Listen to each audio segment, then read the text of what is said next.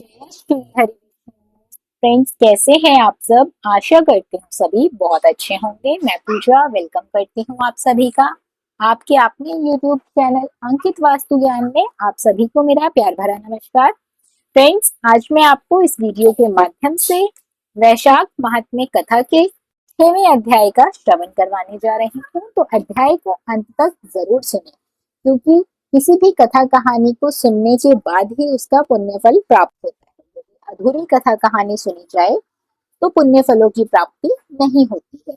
कथा इस प्रकार है। नारद जी कहने लगे, हे राजन, वैशाख मास सब धर्मों से, सब प्रकार के तपों से, सब महीनों से और सब प्रकार के दानों से अधिक उत्तम है। तो मैं तेरे सामने कहता हूँ, हे महाप्राज्ञ, तो ध्यान से सुन। जब सब युगों का अंत होता है, तब समस्त देवताओं के स्वामी शेषशायी विष्णु भगवान संपूर्ण लोक और जीवों को अपने उदर में समेट लेकर प्रलय के समुद्र में शयन करते हैं और योग माया के प्रताप से अनेक एकता को प्राप्त होते हैं। एक निमेष व्यतीत होने पर वेद प्रार्थना करके भगवान को जगाते हैं। तब भगवान ने अपने उदर में स्थित जीवों की जो रक्षा की थी, उन्हें अपने प्रिय कर्मों का फल देने की इच्छा से सृष्टि के रचने का मन में विचार करने लगे। तब विष्णु भगवान की नाभि से त्रिलोकी का आधार रूप स्वर्णमय कमल उत्पन्न हुआ। उस कमल में से विराट पुरुष रूपी ब्रह्मा उत्पन्न हुए। तब भगवान ने उस विराट पुरुष में से 14 भुवन उत्पन्न किए, जिनके भिन्न भिन्न प्रकार के कर्म और आश्रय हैं। ऐसे अनेकों प्राणियों के समूह की रचना करके सत्य रज तम ये तीनों गुण तथा प्रकृति मर्यादा और भुवनों के स्वामी रचे। तत्पश्चात वर्णाश्रम के विभाग करके धर्म की कल्पना करते हुए चारों वेदों के तंत्र सहित स्मृति पुराण इतिहास रचकर धर्म की रक्षा के निमित्त इनके प्रवर्तक ऋषि लोग प्रकट किए। इन ऋषियों ने अलग अलग वर्णों के अलग अलग धर्म प्रवृत्त किए। प्रजा श्रद्धा के साथ आचरण करने लगी। सब प्रजा अपने आश्रमोचित धर्मों में लगी हुई है या नहीं, ये देखने के लिए साक्षात अविनाशी सर्वांतयामी भगवान प्रजा को कर्म का फल दर दिलाने के लिए तथा उसकी परीक्षा के निमित्त पृथ्वी पर आए और मन में विचार करने लगे कि प्रजा संपूर्ण धर्मों को सुख पूर्वक किस प्रकार से रहेगी। मैंने यह वर्षा काल निर्माण किया, इसमें सब प्रजा कीचड़ में आदि में फंसकर दुखी हो रही है, जिससे वे धर्मों को नहीं कर सकती। यह देख उन्हें दुख होने लगा, मन प्रसन्न नहीं हुआ। मेरा प्राणी कोई दुखी मन रहे। उन्हें देखो, शरद काल में सब लोग खेती में लग रहे हैं, इससे पूर्ण रीति से धर्म नहीं कर सकते। कोई पके फलों की अपेक्षा कर रहा है, कोई वर्षा से पीड़ित है, तो कोई शीत से दुखी है, इसीलिए धर्म कर्म नहीं कर पाते। इनकी यह मति देखकर मुझे संतोष नहीं हुआ।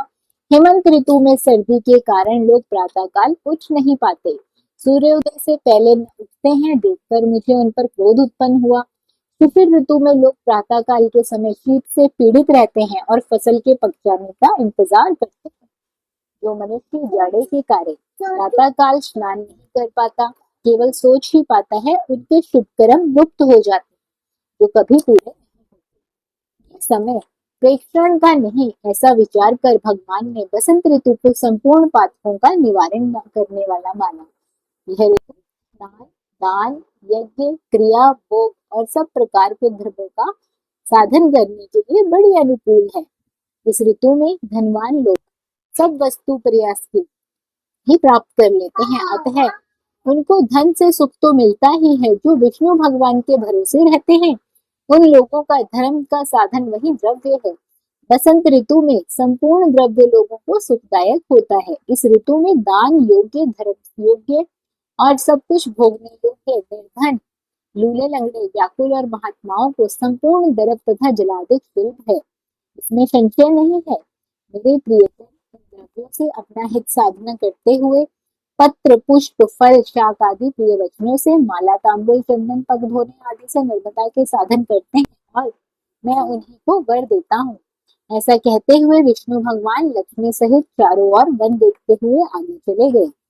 जहाँ अनेक प्रकार के फूल खिल रहे थे तथा हृष्ट-पुष्ट प्राणी रह रहकर मतवाले भ्रमर एवं पक्षी विचर रहे थे। इस प्रकार ग्रामवासियों के बहुमूल्य आश्रमों के आंगन, उद्यान तथा स्थल लक्ष्मी जी को दिखाने लगे, जिनकी देवता मुनीश्वर, सिद्धचारण, गंधर्व, किन्नर, नाग, राक्षस आदि स्तुति करते हैं। ऐसे वर्णाश्रम वासियों के घरों में जाकर मीन की संक्रांति से कर्क की संक्रांति तक लक्ष्मी और सब देवताओं सहित भगवान विष्णु करके लोगों के कर्म और अकर्मों का निरीक्षण करते हैं। वे धर्माचरण करने वाले पुरुषों की मनोकामना पूरी करते हैं और जो मदोन्मत्त होकर उनकी आयु और धनादि को हर लेते हैं, वैशाख मास में भगवान की पूजा करते हैं, उनकी कथा का श्रवण करते हैं। ऐसा करने से श्री हरि विष्णु उनको सभी पापों को नष्ट कर देते हैं और उनको सभी तरह के पुष्पों से, फल फूलों से, सुख समृद्धि से, धन से संपूर्ण रखते हैं। तो ऐसे में कहा जाता है वैशाख मास में श्री हरि विष्णु का पूजन और महात्म्य कथाओं का श्रवण बहुत ही पुण्य फलदायी होता है। जिसकी पूजा ठीक नहीं होती उसे श्री हरि विष्णु दंड देते हैं। ऐसे ही विष्णु भगवान वैशाख मास में जो विधि सहित पूजा करते हैं उन्हें मनवांछित फल देते हैं, जो ठीक प्रकार से नहीं करते उनके धन आदि को हर लेते हैं। तो फ्रेंड्स, ये था कथा का 6वां अध्याय। आशा करती हूँ आप सभी को ये कथा कहानियां जरूर अच्छी लग रही होंगी। वीडियो पसंद आई हो तो वीडियो को लाइक और शेयर जरूर करें। चैनल पर पहली बार आए हैं तो सब्सक्राइब करना बिल्कुल ना भूलें। बने रहिए आपके अपने YouTube चैनल अंकित वास्तु ज्ञान में। धन्यवाद।